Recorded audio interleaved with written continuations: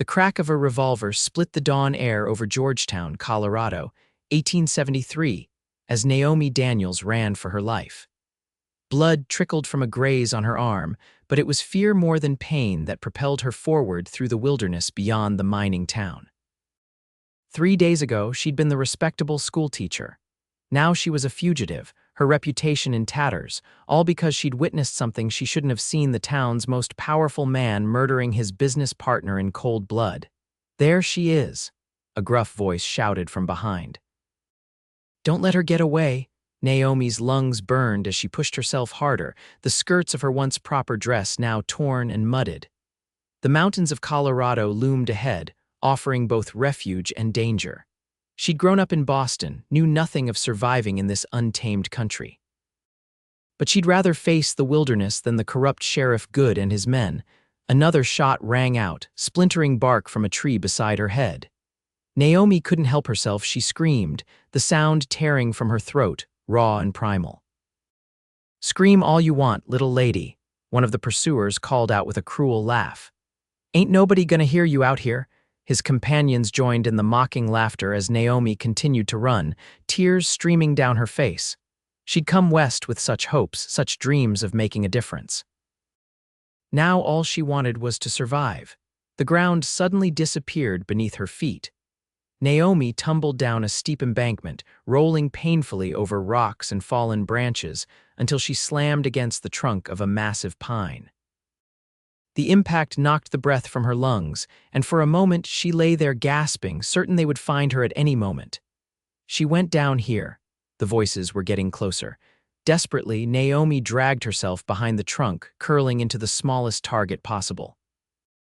She covered her mouth to stifle her ragged breathing, praying they would pass her by.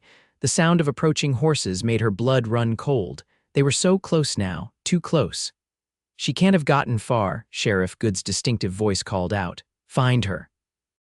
Mr. Blackwell wants her silenced before sundown."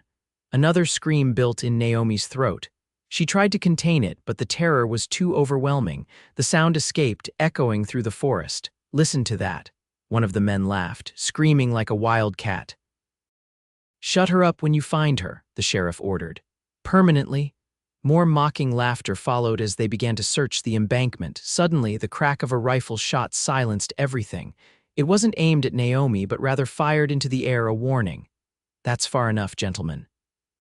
The voice was deep, steady, and unmistakably threatening. Peering from her hiding place, Naomi saw a tall figure on horseback at the crest of a small ridge, rifle raised. His face was shadowed by the brim of his hat, but his posture spoke of absolute confidence. "This ain't your concern, Cowboy," Sheriff Good called back. "We're pursuing a dangerous criminal." "Funny," the stranger replied, working the lever action of his Winchester. "All I see is 5 armed men chasing one woman. Don't seem like a fair fight to me." "She's a murderess," one of the deputies shouted. "Killed a man in town." "That's a lie." Naomi couldn't stop herself from crying out.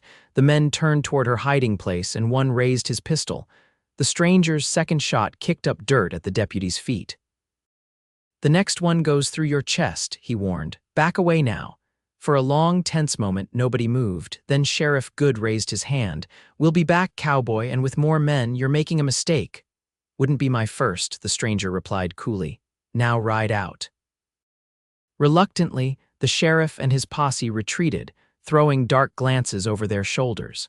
Only when they were out of sight did the stranger dismount and lead his horse down toward Naomi's hiding place. As he approached, she could finally see his face weathered by sun and wind, with piercing blue eyes and a strong jawline softened by a few days' growth of beard. He wasn't young, perhaps in his early 30s, and his expression was guarded but not unkind. "Name's Flynn Nathans," he said, extending a hand to help her up. "Looks like you're having a rough morning, madam." "Naomi Daniels," she replied, hesitantly taking his offered hand. "And rough doesn't begin to describe it." Flynn nodded, his eyes scanning the forest. "They'll be back." Sheriff wasn't bluffing about that. He looked at her bleeding arm. "You're hurt." "It's just a graze," Naomi said, wincing as she touched the wound. "Mr. Nathans, I don't know how to thank you, but you shouldn't involve yourself. Those men, they're dangerous." A hint of a smile touched Flynn's lips. So am I, Miss Daniels. He gestured toward his horse. Can you ride? My cabin's about 3 miles from here. We can tend to that arm and you can tell me what had 5 lawmen chasing you through these woods. Naomi hesitated. A woman alone with a strange man in a remote cabin, it went against everything she'd been raised to believe was proper. But then again, propriety hadn't protected her from Sheriff Good and his men. Flynn seemed to read her thoughts. I know it's not ideal, madam, but those men will be back. I promise you'll be safe with me. I don't have much choice, do I? Naomi admitted. There's always a choice, Flynn replied. Just sometimes none of them are good ones. As he helped her onto his horse, Naomi caught sight of the sheriff and his men watching from a distant ridge. Her breath caught in her throat and another involuntary cry of fear escaped her. They're watching us, she whispered, Flynn mounted behind her, one arm steadying her while the other held the reins. Let them watch, he said grimly. And if you need to scream, Miss Daniels, don't hold back. Sometimes letting people know you're afraid is the bravest thing you can do. They mocked me for screaming, she said, her voice small. Flynn's arm tightened slightly around her waist as he turned the horse toward the deeper forest. Then scream louder, he said, his voice a low rumble near her ear. I'll make them hear it, and they'll learn to fear the sound. As they rode away, Naomi felt something stir within her, not just gratitude, but a spark of defiance. She didn't know this man, this Flynn Nathans, but in that moment she chose to trust him. It was, as he'd said, not a good choice, but it was the only one she had. The cabin was nestled in a small clearing, built against the face of a rocky outcropping that provided natural shelter from the worst of the mountain weather. It was simple but sturdy, with a corral for horses and a small garden plot beside it. Smoke curled lazily from the stone chimney. Home, Flynn said simply as they approached. He dismounted first, then helped Naomi down, supporting her when her legs threatened to buckle beneath her. The events of the morning, the chase, the fall, the terror were catching up with her. Easy now, he murmured, steadying her with a strong hand. You're safe for the moment. The door to the cabin opened before they reached it, and Naomi tensed, but Flynn didn't seem alarmed. Took you long enough, said the man who emerged.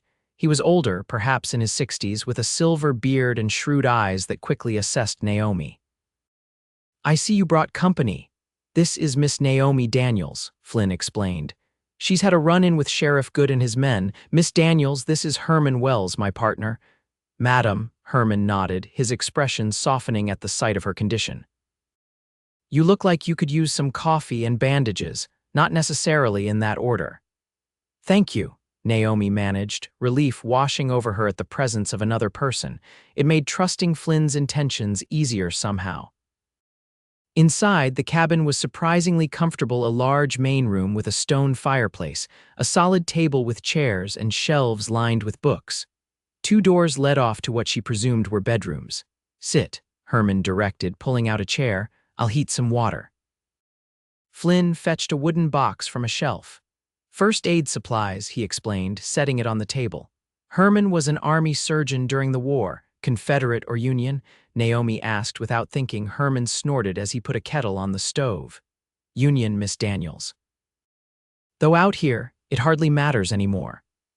While Herman tended to her injured arm with gentle, practiced hands, Flynn made coffee and set out bread and preserves. The normality of these actions in the midst of her crisis felt surreal to Naomi. Now, Flynn said, once she'd been bandaged and had eaten a little, perhaps you'd like to tell us what had the good sheriff and his men so eager to catch you? Naomi's hands trembled around her coffee cup. I witnessed a murder, she said quietly, 3 nights ago. I couldn't sleep and went for a walk. I know it was foolish, a woman alone at night, but Georgetown had seemed so safe. She took a shaky breath. I saw Randall Blackwell shoot his business partner, Thomas Mitchell, in the alley behind the Silver Strike Saloon. Mitchell had papers in his hand. I think they were arguing over mining claims. Flynn and Herman exchanged glances. Blackwell owns half the silver mines around Georgetown, Herman said, and the other half he's trying to buy or steal, apparently. I tried to report it to Sheriff Good the next morning, Naomi continued, but he laughed in my face, said I was confused that Mitchell had left town on business. Her voice hardened. Then last night someone broke into my boarding house room. I barely escaped out the window. I've been running ever since. Blackwell has the sheriff and most of the town council in his pocket, Flynn noted grimly. You became inconvenient, Miss Daniels. Please call me Naomi, she said. After saving my life, I think we can dispense with formalities. A ghost of a smile touched Flynn's face. Naomi, then. He stood and moved to the window, peering out cautiously. They'll search for you, not just the sheriff, but Blackwell's hired guns too. What will you do with me? Naomi asked, the question coming out more bluntly than she'd intended. Flynn turned back to her, his expression unreadable. That depends on you. We can try to get you to Denver, maybe onto a train east, or, he hesitated, or, she prompted, or you can stay here until we figure out how to bring Blackwell to justice, he finished. Because if you run, he wins. And men like Blackwell shouldn't win. Herman cleared his throat. Flynn has a personal grudge against Blackwell, he explained. It might cloud his judgment. Naomi looked between them. What happened between you and Blackwell? She asked Flynn, a muscle worked in Flynn's jaw. He killed my brother, he said flatly. 2 years ago, made it look like a mining accident. I couldn't prove otherwise. The revelation hung in the air between them. Naomi felt a connection forming. They were both victims of the same man's ruthlessness. I don't want to run, she said finally. But I don't want either of you risking your lives for me. You've already done more than enough. Flynn's blue eyes met hers. Some things are worth the risk, Naomi. Justice is one of them. And pretty school teachers are another, Herman muttered into his coffee cup, earning a sharp look from Flynn. I never said I was a schoolteacher, Naomi pointed out, surprised. The calluses on your right hand from holding chalk, the ink stains on your fingers, and the way you corrected Flynn's grammar when he said them papers earlier, Herman explained with a shrug. I observe things. Despite everything, Naomi found herself smiling. Yes, I was Georgetown's schoolteacher, or I was until 3 days ago. Well, teacher, Flynn said, Lesson 1 in Frontier Survival, get some rest, you'll need your strength. He nodded toward one of the bedroom doors. You can use my room, I'll bunk with Herman.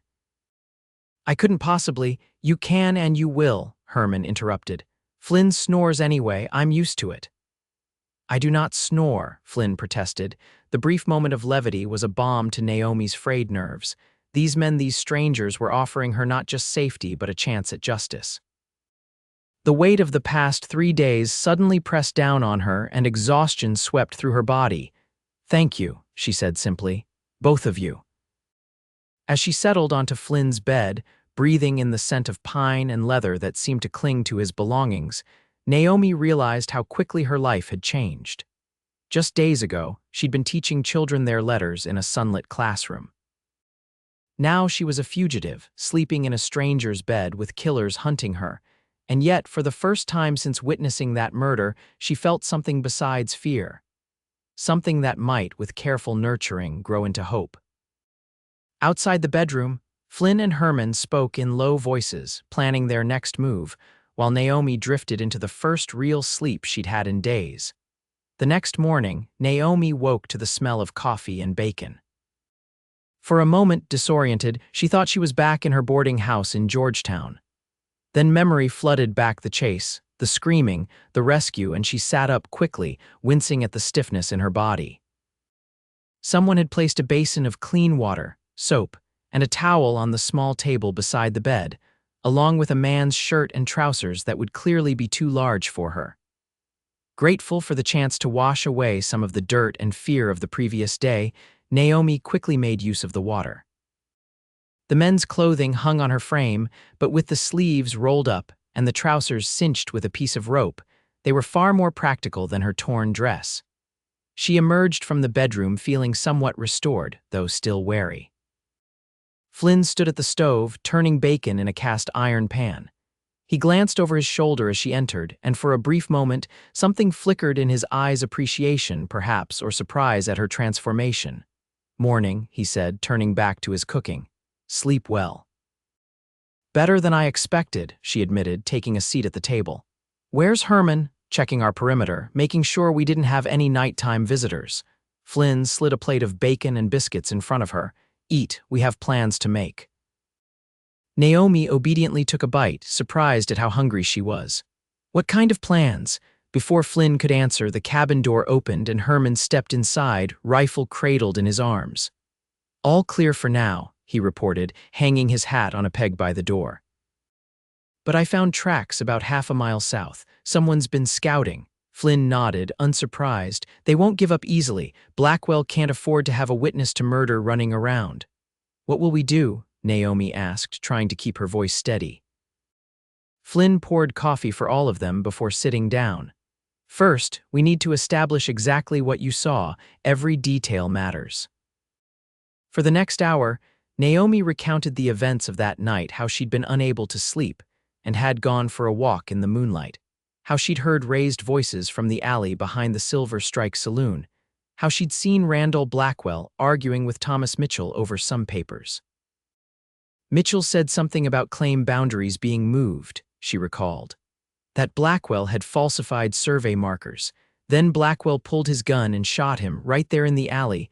I must have made a sound because Blackwell looked up right at me. I ran. "And you went to Sheriff Good the next morning?" Flynn prompted. Naomi nodded. "He dismissed me completely, said I must have been dreaming, that Mitchell had left on the morning stage for Denver on business for Mr. Blackwell." Herman snorted. "Convenient." "The question is," Flynn said, "what was in those papers that was worth killing for? And where are they now?" "Mitchell still had them in his hand when he fell," Naomi said. "But when I went back later that day, pretending to be walking past, the alley was clean. No blood, no papers, nothing." "They cleaned up the scene," Herman noted, "but they can't clean up the witness." He looked at Naomi with newfound respect. "You're braver than most, schoolteacher, going to the sheriff after what you saw." "Or more naive," she replied with a bitter smile. "I believed in justice." "Justice exists," Flynn said quietly. "It's just hard to come by sometimes." He stood, pacing the small cabin. "We need those papers, or at least we need to know what was in them." "Mitchell had a wife," Herman recalled. "Lives in that little house at the edge of town. Sarah, I think her name is." Flynn nodded. "She might know something, but Blackwell will be watching her too." "I could go," Naomi suggested. At their surprised looks, she continued, "Not into town, but perhaps Sarah could be persuaded to meet somewhere. Another woman might be more willing to talk to me." "Too dangerous," Flynn dismissed immediately. "Blackwell's men are looking for you." "They're looking for Naomi Daniels, the schoolteacher," she countered. "Not for a miner's wife or a ranch hand." She gestured at her borrowed clothes. "With the right disguise, I could pass unnoticed." Flynn and Herman exchanged glances, a silent communication passing between them. "It could work," Herman admitted reluctantly. "But not alone." "Of course not alone," Flynn agreed. "I'd go with her." He looked at Naomi, a challenge in his eyes. "Unless you don't trust my protection." "I trust you," she said without hesitation, surprising herself with the certainty in her voice. "You've given me no reason not to." Something shifted in Flynn's expression, a softening, perhaps, or a recognition. "Then we'll do it." "Herman can get word to Sarah Mitchell, arrange a meeting somewhere secluded. Tomorrow, maybe." "And tonight?" Naomi asked. "Tonight," Flynn said, "I teach you how to shoot." The lesson took place in a small clearing behind the cabin. Flynn handed Naomi a revolver smaller than his own, but still heavy in her hand. "This was my mother's," he explained.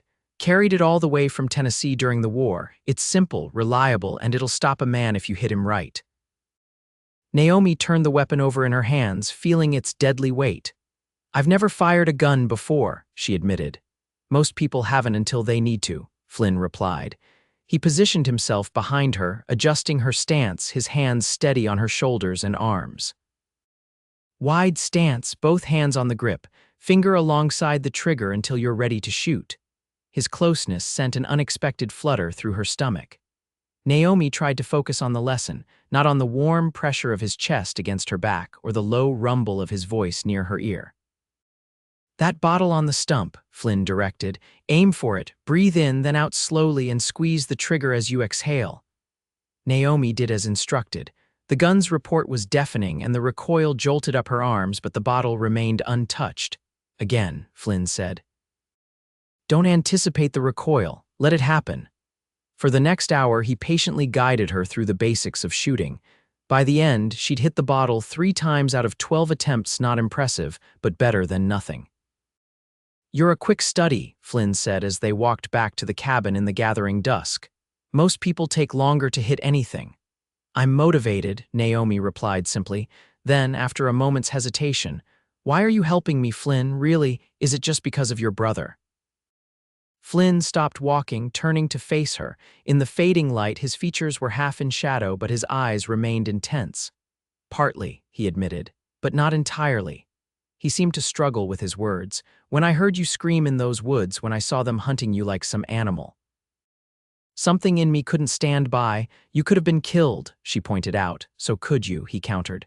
And you were screaming because you were fighting to stay alive. There's courage in that. Naomi shook her head. It wasn't courage, it was terror. Sometimes they're the same thing. Flynn's voice softened. When they mocked you for screaming, all I could think was that you should scream louder, that I'd make them hear it, make them understand what they were doing. His hand reached out, almost touching her face before falling back to his side. I've seen too many good people silenced in this territory, Naomi. I couldn't let it happen again. The intensity of his gaze made her breath catch. For a moment she thought he might kiss her, and more surprising still, she realized she wanted him to. But Flynn took a step back, the moment passing like a shadow across the sun. We should get back, he said, his voice returning to its usual measured tone. Early start tomorrow. As they resumed walking, Naomi found herself confused by her own feelings. This man was a stranger, and yet in the space of a day, she'd come to trust him with her life.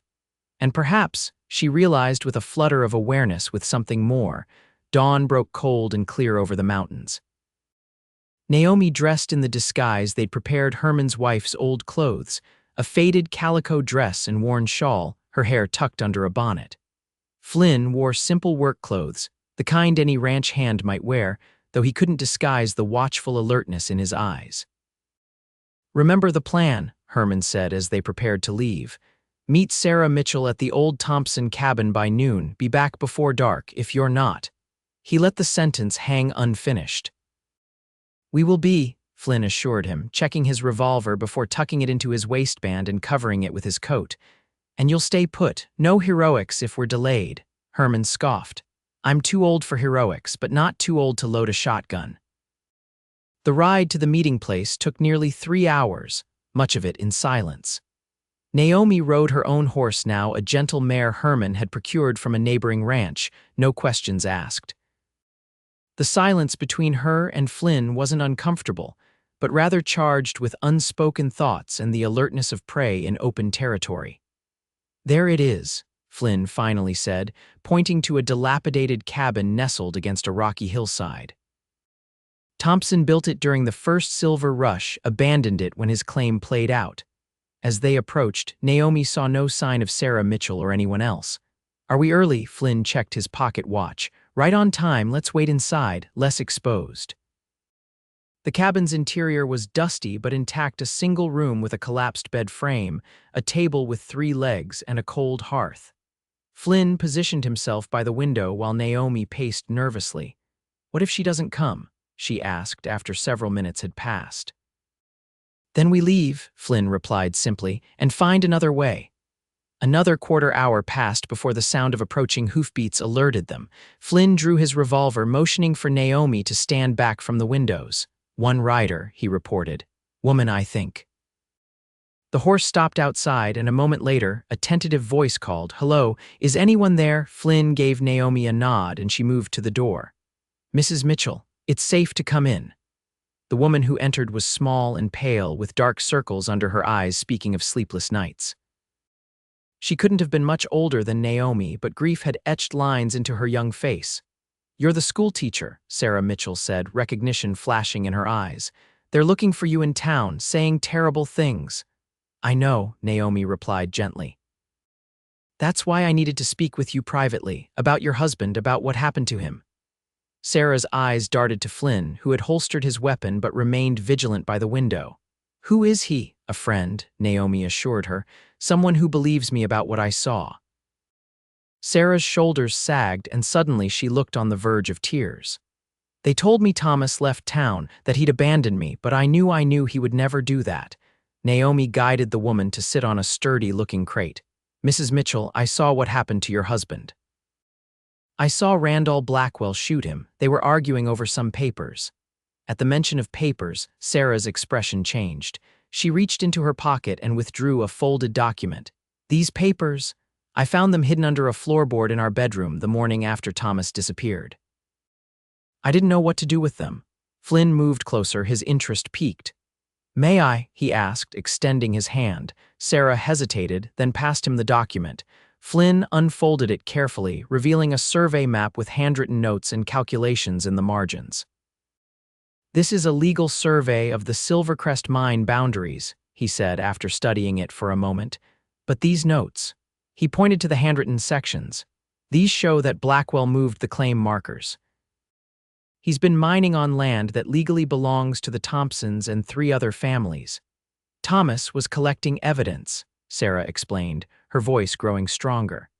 He said Blackwell had been stealing silver from rightful claims for years, using false surveys and bribing officials. These papers prove it. Flynn looked up, a new intensity in his eyes. This is why Blackwell killed him, and why he wants you silenced, Naomi. With this evidence, he could lose everything. What do we do with it? Naomi asked. Take it to someone who can't be bought, Flynn replied. Judge Harmon in Denver. He's known for being incorruptible, and he has the authority to issue warrants even against someone as powerful as Blackwell. Sarah Mitchell gripped Naomi's hand. Will you do this? Will you get justice for Thomas? Before Naomi could answer, Flynn suddenly tensed. Riders coming, he said sharply, moving to the window. At least 4 of them, fast. How did they find us? Naomi gasped, fear clutching at her throat. Flynn's expression hardened. Someone talked, or we were followed. He turned to Sarah. Did anyone know you were coming here? The woman's face paled. Only my sister. I had to tell someone where I was going in case I didn't come back. And your sister is married to Deputy Collins, Flynn finished grimly. They used her to get to us. The sound of the approaching riders grew louder. Flynn moved swiftly, checking his weapons and peering out the various windows to assess their situation. They've got us surrounded, he reported. No clean way out. He turned to the women, decision made. Sarah, when the shooting starts, you run for the trees to the north. Don't stop, don't look back. Get to Denver if you can, to Judge Harmon. What about you? Sarah asked, clutching the precious documents. We'll create a diversion, Flynn said, nodding toward Naomi. Draw them away from you. Naomi felt a surge of both fear and determination. I can do that, she said, surprised by the steadiness in her voice. Outside, Sheriff Good's voice called out. We know you're in there, come out now and nobody needs to get hurt, Flynn snorted. That's a lie if I ever heard one. He handed Sarah Mitchell his spare revolver. Do you know how to use this? She nodded, grim-faced. Thomas taught me. Good. Flynn looked at Naomi. Ready? She wasn't ready, not really, but she nodded anyway. What's the plan? You and I go out the back window, he explained quietly. Make enough noise to draw them after us. We head for the ridge, it's defensible, and I know those rocks better than they do. Sarah slips out in the confusion, heads north through the trees. And then, Naomi asked. Flynn's eyes met hers, and in them she saw both apology and resolve. Then we fight if we have to, run if we can. I'm ready, Naomi said again, with more conviction this time. Flynn gave her a small, approving nod, then turned to Sarah. Count to 20 after we go, then make your run. And Sarah, his expression softened. Your husband was a brave man, this will make his death matter. Sarah Mitchell straightened, grief and determination warring in her face. Get those bastards, she said simply. Flynn led Naomi to the back window, which had long ago lost its glass. Stay low, he instructed as he helped her through, and when I say run, run like hell.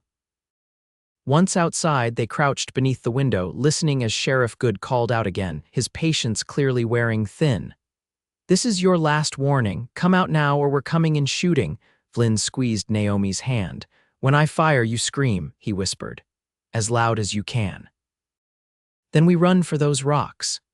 He pointed to a rocky outcropping about 50 yards away. Naomi nodded, her heart hammering in her chest. Flynn raised his revolver and fired 2 quick shots over the cabin's roof. Simultaneously, Naomi screamed a full-throated, deliberate cry that echoed off the surrounding hills. There, someone shouted. Around back, run, Flynn urged, pulling Naomi to her feet. They sprinted for the rocks as gunshots exploded behind them. Naomi ran as she'd never run before, Flynn's hand clasped firmly around hers. She screamed again, partly from genuine fear, partly to draw attention away from Sarah Mitchell's escape. "Keep going," Flynn shouted as bullets kicked up dirt around them. They reached the rocks just as one of the pursuers rounded the cabin corner. Flynn pushed Naomi behind a boulder, then turned and fired, hitting the man in the shoulder. He went down with a cry of pain. "Up," Flynn directed, helping Naomi climb higher into the jumble of rocks. "There's a path through here, leads to a ridge." Behind them, the remaining men had mounted up and were circling, trying to find a way to follow them into the rocky terrain. One fired up at them, the bullet whining off stone inches from Naomi's head. She couldn't help it, she screamed again, the sound torn from her throat by pure terror. "That's right, little lady," one of the men shouted mockingly. "Scream all you want, won't help you none." Flynn turned to her, his eyes blazing with a fierce protectiveness that took her breath away. "Then scream louder," he said, his voice low and intense. "I'll make them hear it." Something about his words, about the way he looked at her in that moment, ignited a fire within Naomi. She took a deep breath and screamed again, not in fear this time, but in defiance. The sound rang out across the valley, powerful and unashamed. Flynn's answering smile was like lightning, brief but electrifying. "That's it," he encouraged. "Now keep climbing." They scrambled higher into the rocks, the path narrowing until they reached a natural shelf overlooking the cabin and the surrounding area. From this vantage point, they could see Sarah Mitchell making her escape through the trees to the north, unnoticed by the men who were focused on them. "She's going to make it," Naomi said, hope rising in her chest. "So are we," Flynn replied, though his expression remained grim as he counted their pursuers. 4 of them left, Sheriff Good, Deputy Collins, and 2 others I don't recognize, probably Blackwell's hired guns. "They're not going to give up, are they?" Naomi asked, already knowing the answer. Flynn shook his head. "Not while we have this position, but they can't come up after us without exposing themselves." He checked his ammunition. "We wait. Eventually, they'll either try something stupid or decide to come back with more men." For nearly an hour, they remained in their defensive position. The standoff continued, with occasional shots fired from both sides, more to keep the other pinned down than with any real hope of hitting a target. As the sun climbed higher, Naomi began to worry about their exposed position. The day was warming and they had no water. "What if they just wait us out?" she asked. Flynn wiped sweat from his brow. "They won't. Good isn't the patient type." He gestured toward the men below, who appeared to be in discussion. "See, they're planning something." Sure enough, 2 of the men began to circle wide around the rocks, attempting to find a way up the back side of the ridge. "They're trying to flank us," Flynn said, his voice tight. "We need to move." "Where?" He pointed to a narrow gap between 2 massive boulders. "Through there. It leads to a trail that runs along the ridgeline. We can follow it back toward my cabin." "But they'll see us as soon as we break cover," Naomi protested. "Not if we give them something else to look at first." Flynn reached into his pocket and withdrew a small leather pouch. "Blasting powder," he explained. "Always carry some, never know when you might need to move a rock or create a distraction." He quickly fashioned a small charge, attaching a short fuse. "When this goes off, we move, don't stop, don't look back, just run for that gap." Naomi nodded, steeling herself. Flynn positioned the charge, then lit the fuse. "Ready, now."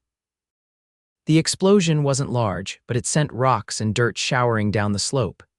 In the confusion, Flynn and Naomi sprinted for the gap between the boulders. Shots rang out behind them, but the shooters were firing blind through the dust cloud. They squeezed through the narrow opening and found themselves on a thin trail that indeed ran along the spine of the ridge. Without hesitation, they began to run, putting distance between themselves and their pursuers. For nearly a mile they ran, lungs burning, until the sounds of pursuit faded. Finally, Flynn pulled Naomi into a small hollow between rocks, both of them gasping for breath. "Did we lose them?" Naomi managed between breaths. Flynn peered back the way they'd come.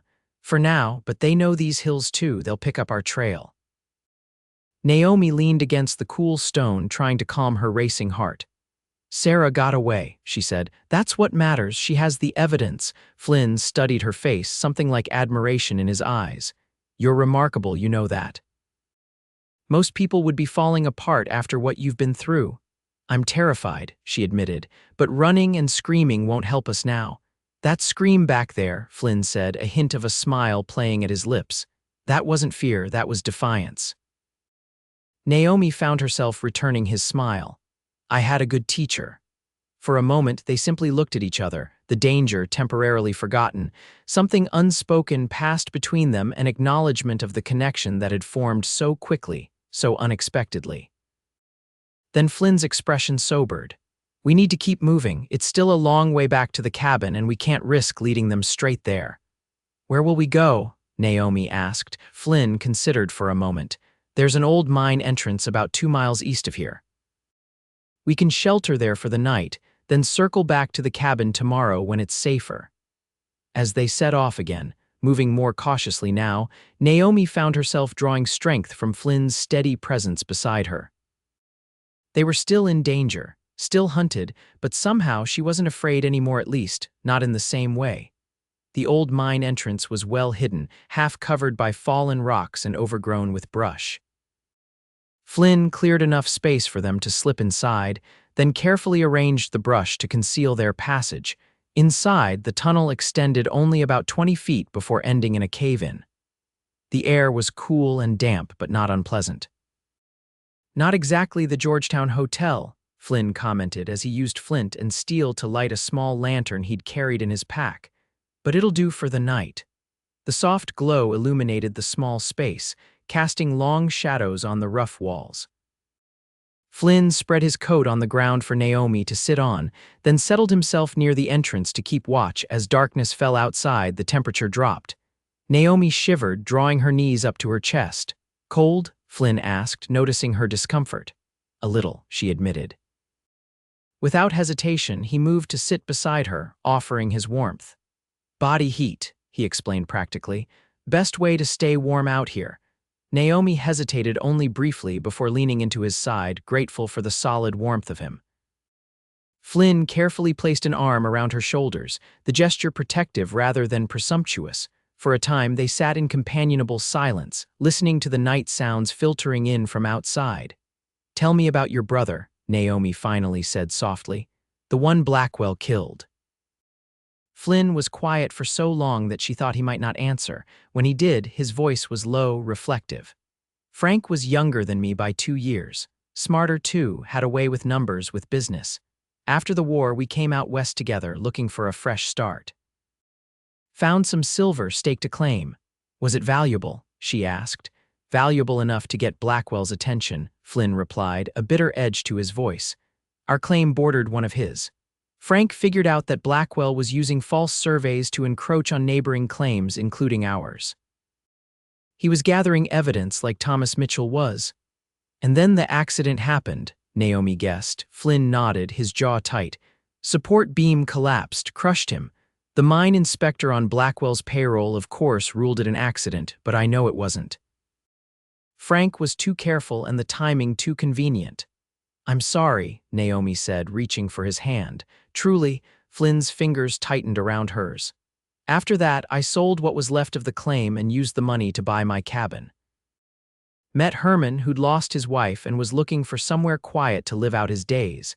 We've been partners ever since, keeping to ourselves mostly.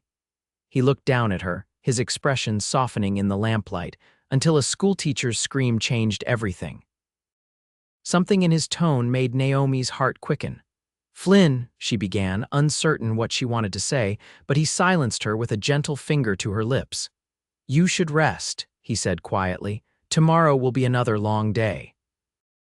Despite the hard ground and the lingering danger, Naomi soon found herself drifting to sleep, her head resting against Flynn's shoulder, his arm a comforting weight around her. She woke once in the night, momentarily disoriented, to find Flynn still awake, still watching over her. In the dim glow of the dying lamp, his eyes met hers, and something passed between them, something that needed no words. This time, when he bent his head toward hers, there was no hesitation.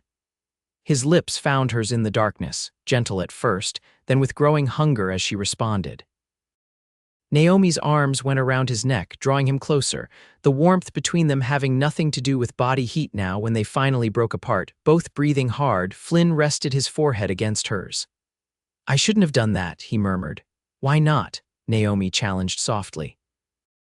"Because when this is over, you'll go back to your life," he said, "and I'll go back to mine."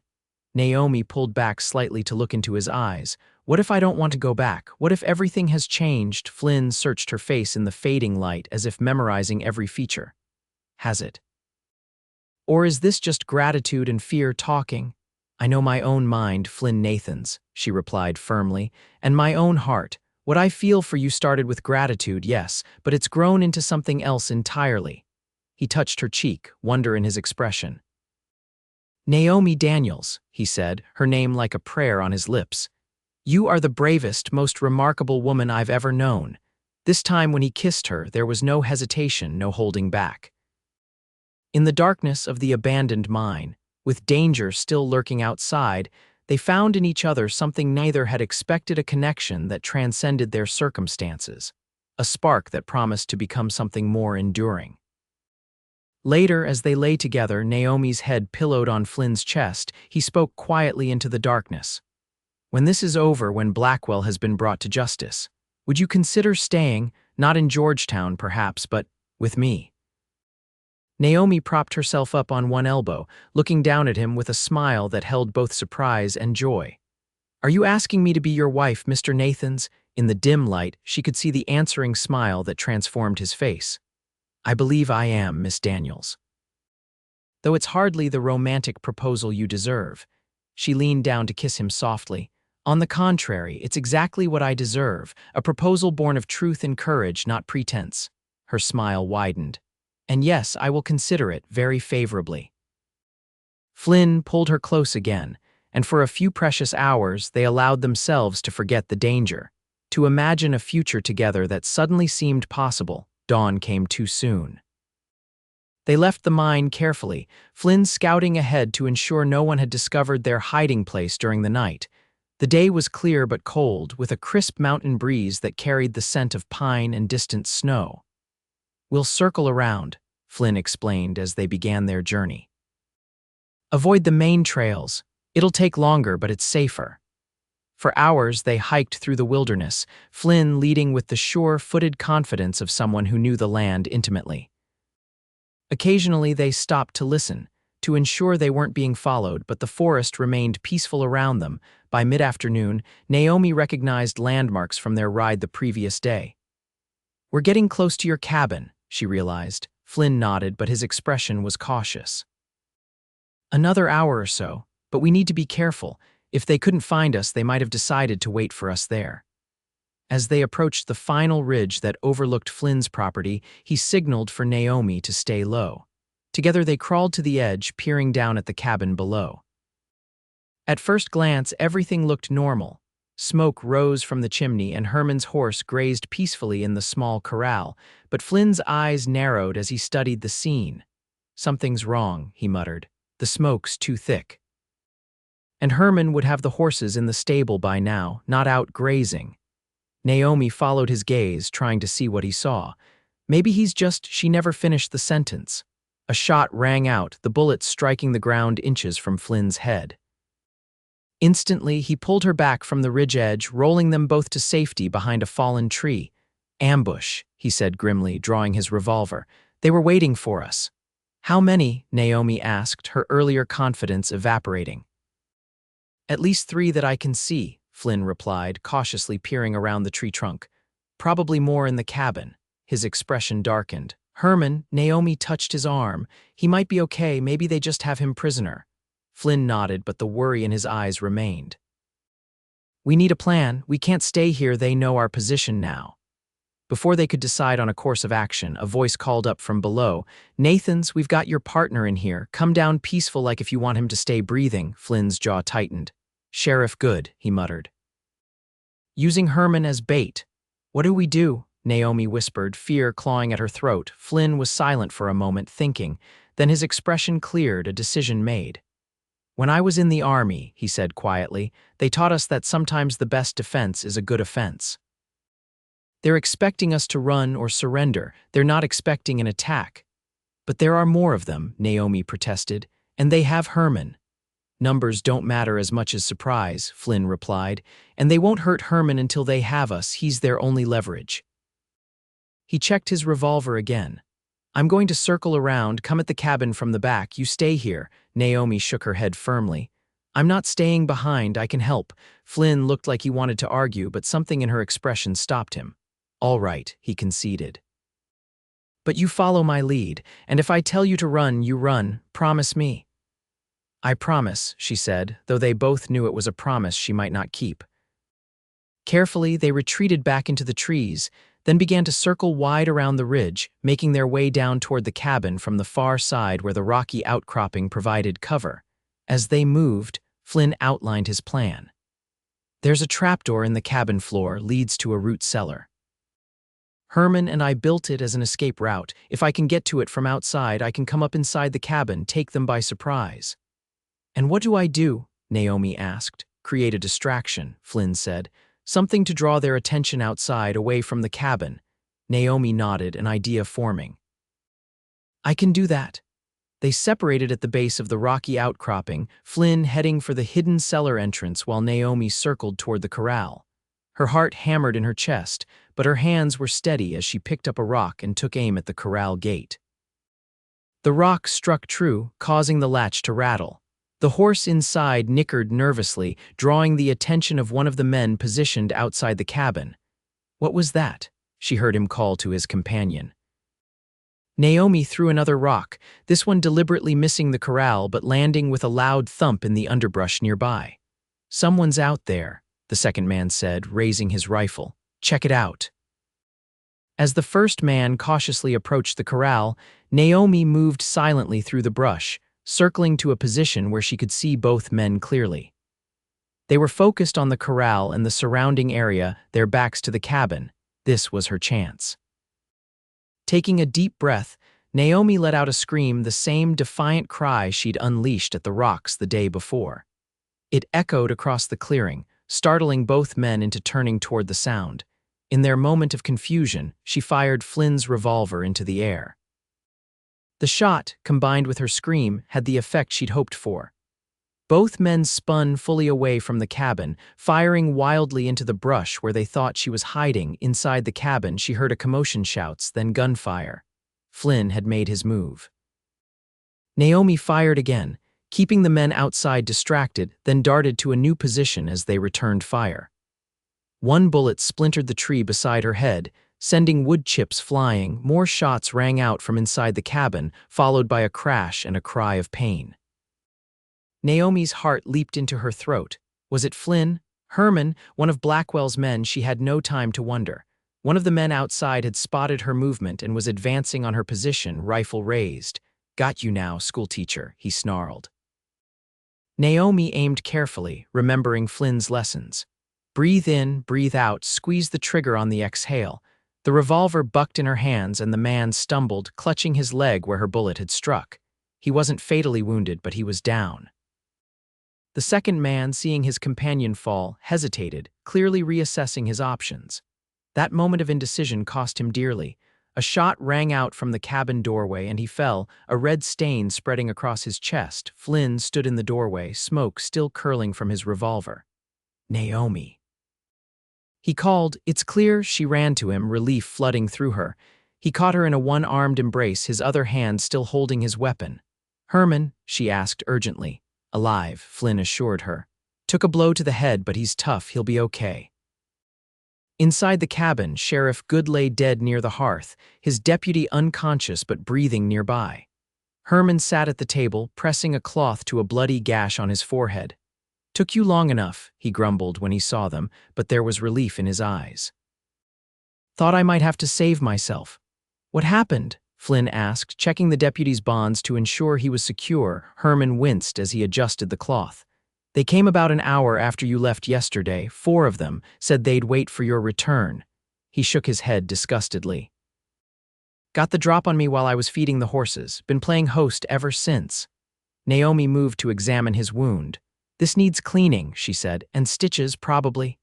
Later, Herman said, waving her off. First, tell me if Sarah Mitchell got away. Flynn nodded. She did. On her way to Denver with the evidence. If she made it, Judge Harmon will issue warrants for Blackwell and his men. If she made it, Herman repeated grimly. A tense silence fell over the cabin. They had won this skirmish, but the larger battle remained uncertain. Had Sarah Mitchell reached Denver safely, would the evidence be enough? And what would Blackwell do when he learned his sheriff and hired guns had failed? We need to go to Georgetown, Naomi said suddenly. Confront Blackwell directly. Both men looked at her as if she'd lost her mind. That would be suicide, Flynn said flatly. Not if we do it publicly, Naomi countered. In front of the whole town. Blackwell maintains a veneer of respectability. He won't act openly against us if there are witnesses. The townspeople won't help, Herman pointed out. They're either in Blackwell's pocket or too afraid to stand against him. They might if they knew the truth, Naomi insisted. If they knew he'd been stealing their silver, their livelihoods.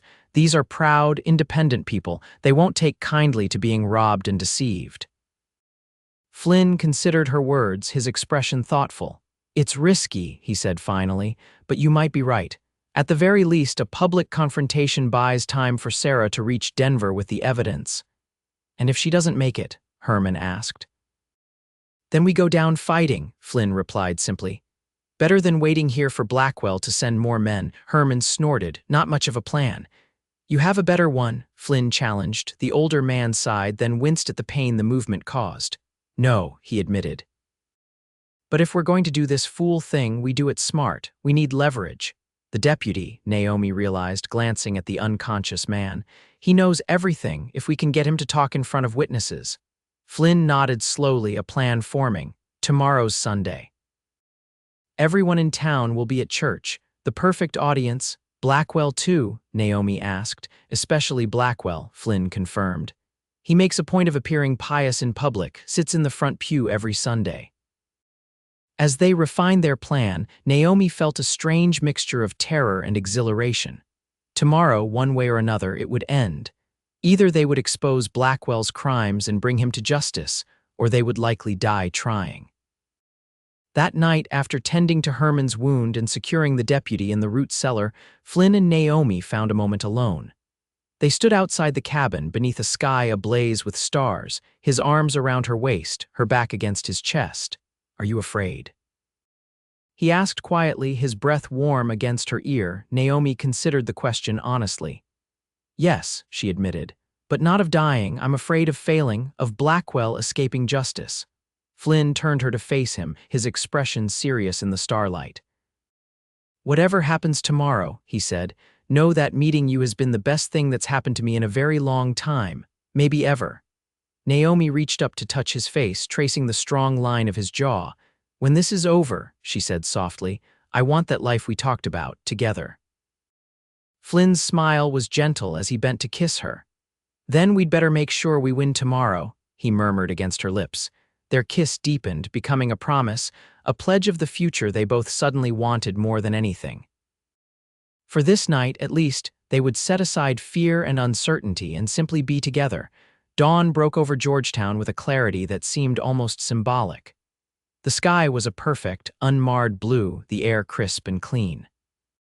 Sunday quiet lay over the town as Flynn, Naomi, and a reluctant Deputy Collins made their way toward the simple white church at the center of Main Street.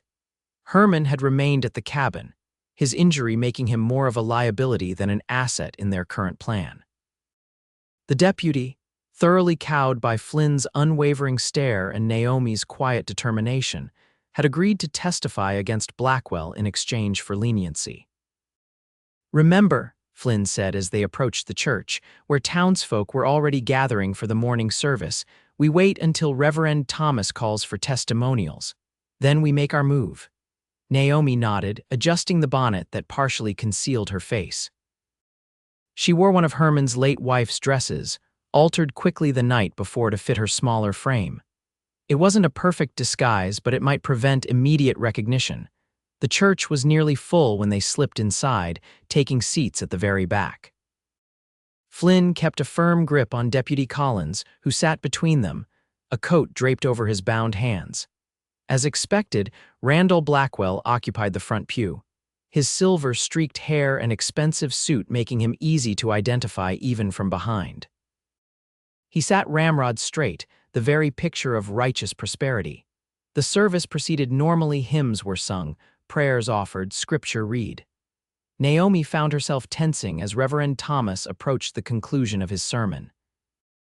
"And now, brothers and sisters," the Reverend announced, "as is our custom, I invite any among you who wish to share a testimony or a burden to come forward and speak." For a moment, nobody moved. Then Flynn stood, pulling Deputy Collins up with him. "We have a testimony, Reverend," he called out clearly, "about murder and theft in this town." A murmur ran through the congregation as all heads turned toward the back of the church.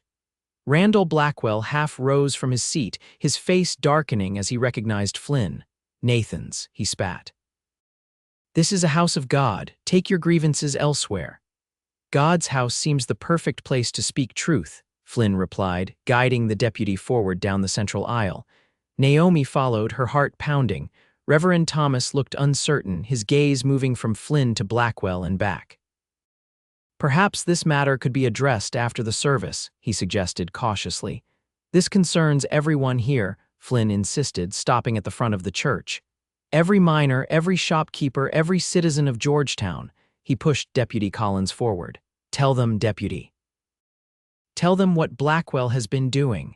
The deputy looked terrified, his eyes darting to Blackwell, who had fully risen now, his expression thunderous. "This is absurd," Blackwell declared. "Reverend, I must insist you remove these people at once." The Reverend hesitated, clearly torn between his wealthiest patron and the disruption before him. It was Naomi who broke the impasse.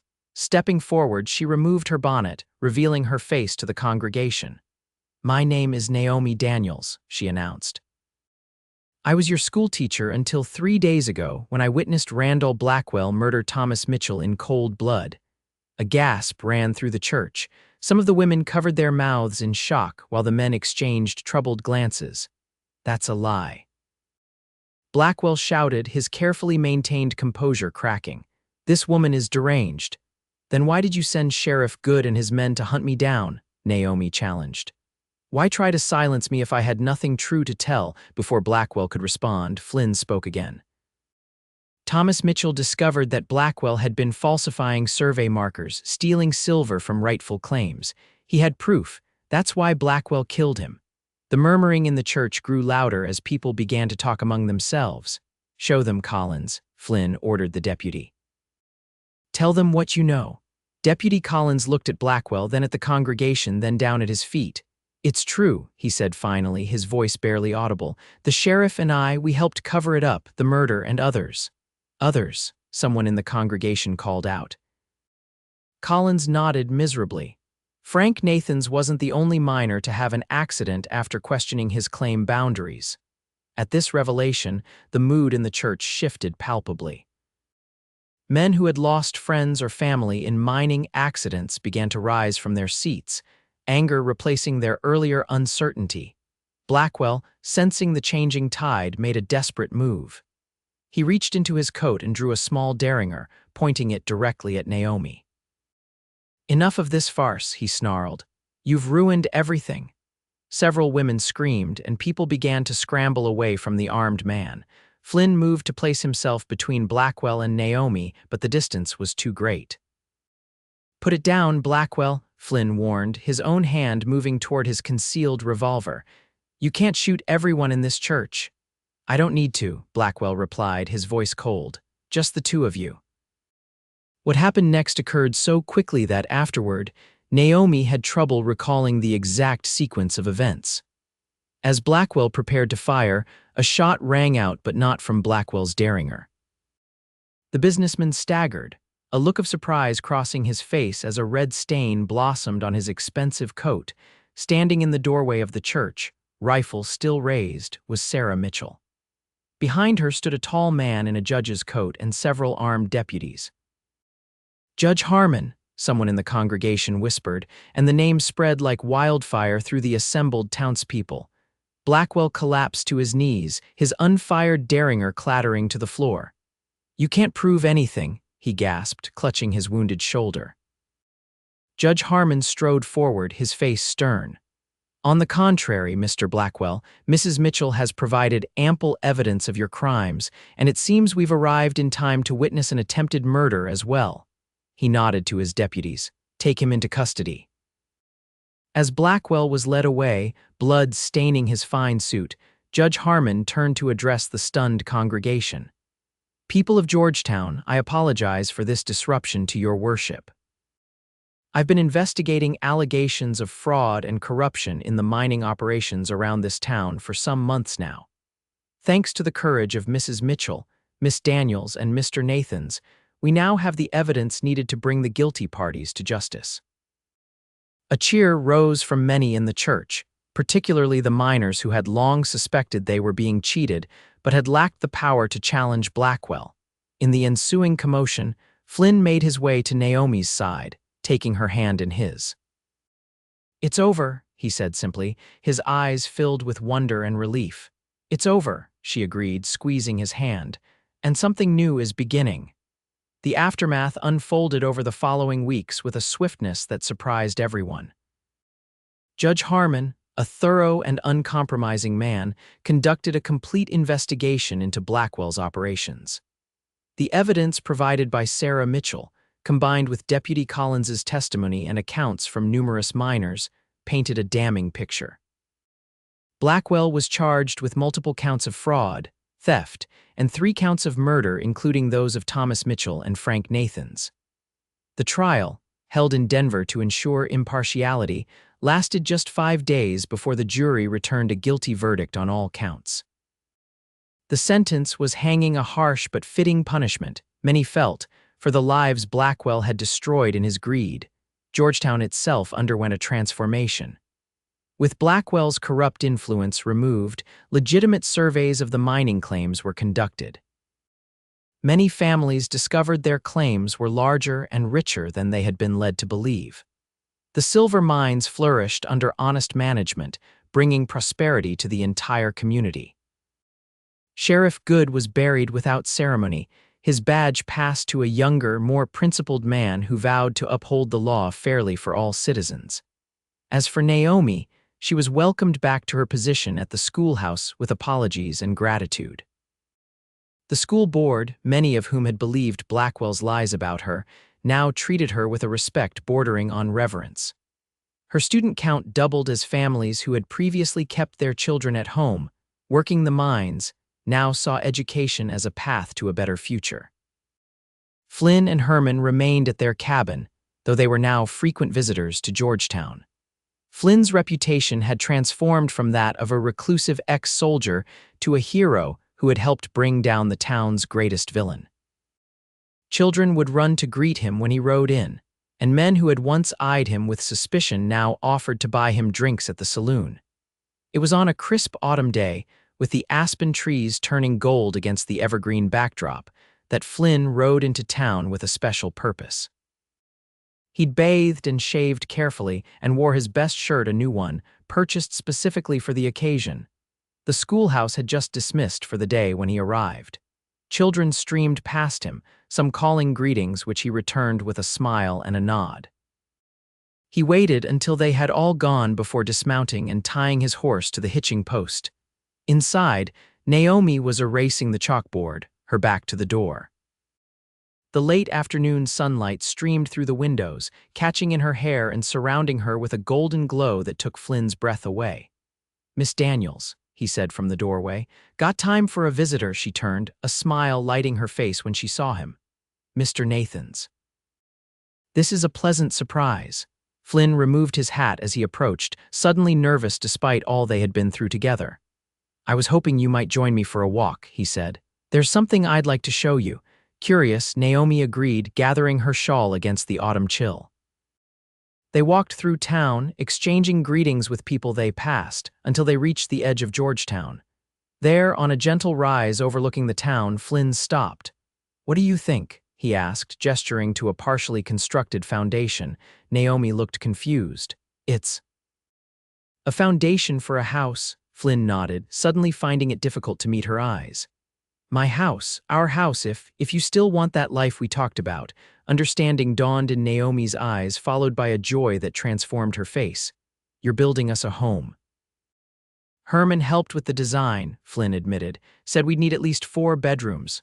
4, Naomi questioned, her cheeks coloring slightly. Flynn's smile was both tender and hopeful. He seems to think we'll need the space for a family. He took her hands in his. I know it's soon, and I know there are proper ways to do this, but Naomi Daniels, I love you. I have since I heard you scream in those woods. Would you do me the honor of becoming my wife? Naomi's answer was to throw her arms around his neck, nearly knocking him over with the force of her embrace. Yes, she whispered against his ear. Yes, Flynn Nathans, I will marry you. Their kiss was witnessed only by the mountains and the setting sun, a private moment of promise and devotion. They were married 2 weeks later in the same church where they had confronted Blackwell. Reverend Thomas performed the ceremony. Herman stood as Flynn's best man, and Sarah Mitchell, now a close friend, was Naomi's matron of honor.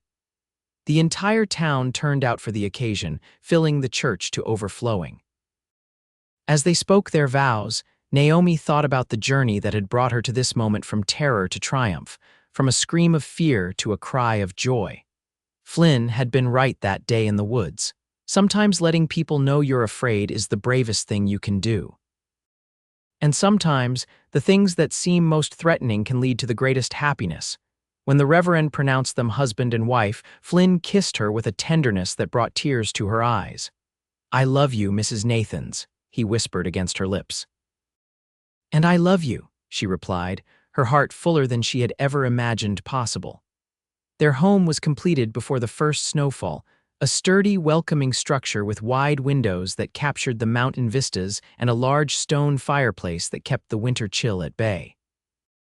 Herman, despite his grumbling about lovebirds and their cooing, was a frequent visitor, especially for Sunday dinners. Naomi continued teaching, walking the short distance to town each morning and returning each afternoon to the home she shared with Flynn. She started a lending library in one corner of the schoolhouse, stocked with books donated by grateful townspeople and others purchased with her own savings. Flynn, freed from the burden of vengeance that had driven him for so long, discovered a talent for diplomacy. Judge Harmon, impressed by his integrity and knowledge of mining operations, appointed him as the new claims inspector for the region, tasked with ensuring fair and accurate surveys of all mining properties. Their first child, a son they named Frank Thomas Nathans in honor of Flynn's brother and Sarah's husband, arrived the following summer. He had his father's blue eyes and his mother's determined spirit. 2 years later, their daughter Elizabeth joined the family, followed by twins Matthew and Michael the year after that. The house that Herman had insisted needed 4 bedrooms turned out to be perfectly sized after all. As their children grew, Flynn and Naomi made certain they knew the story of how their parents met, how a scream of terror had led to a lifetime of love, how courage in the face of evil had brought justice to an entire town. Sometimes, Flynn would tell them, the bravest thing you can do is to let your fear be heard, to scream louder when others mock you for being afraid. And sometimes, Naomi would add, the person who hears that scream becomes the most important person in your life. On the 10th anniversary of their marriage, Flynn took Naomi back to the ridge where they had hidden from Sheriff Good and his men. The wilderness had reclaimed most signs of that confrontation, but the rocks remained, silent witnesses to the beginning of their journey together. I was so afraid that day, Naomi admitted as they stood looking out over the valley. Afraid we wouldn't survive, afraid of what would happen if we did. Flynn took her hand, his touch as reassuring now as it had been then. And now. Naomi smiled up at him, the years having only deepened her love for this man who had heard her scream and answered with protection, with justice, with devotion. Now I know that some fears are worth facing, she said softly. Some battles worth fighting, some loves worth every risk. Flynn pulled her into his arms, holding her close against the mountain breeze. Scream if you need to, he murmured against her hair. I'll always hear it, I'll always come. But Naomi had no need to scream anymore except perhaps in joy, in laughter, in the full-throated celebration of a life well lived, and love well found. The woman who had once run in terror through these woods now stood tall and proud, secure in her place in the world and in the heart of the man beside her. As they made their way back down the ridge, hand in hand, the setting sun painted the world in gold, and crimson a fitting backdrop for a love story that had begun in danger and flowering into something beautiful and enduring in the wild heart of the West.